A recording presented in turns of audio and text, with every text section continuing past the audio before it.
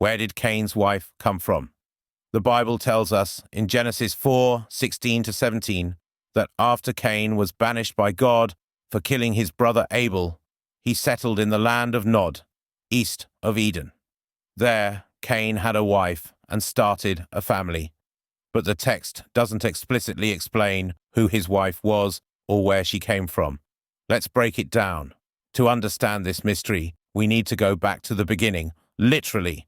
In Genesis 1 and 2, the Bible describes how God created Adam and Eve, the first humans. They were tasked with being fruitful, multiplying, and filling the earth. Genesis 5:4 also mentions that Adam and Eve had many sons and daughters, though their names aren't listed. So, Cain's wife was most likely one of his sisters, or possibly a niece. This might sound unusual or even problematic by today's standards, but let's consider the context. In the earliest days of humanity, marrying within the family was not only common but necessary for the survival of the human race. At this point in history, the human gene pool would have been much purer. Genetic mutations, which can cause problems in close relative marriages today, would have been minimal or non-existent.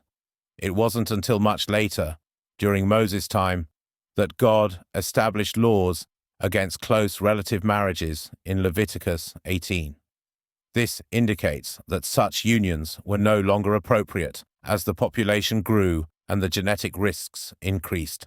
But wait, if Adam, Eve, and their children were the only humans, what about the land of Nod? Who were the people there? The Bible doesn't explicitly say there were other people in Nod. Some scholars suggest that Nod refers to a wandering or unsettled region rather than a populated city. Cain's wife likely traveled with him to Nod, rather than him finding her there. Another perspective some people propose is that God could have created other humans besides Adam and Eve.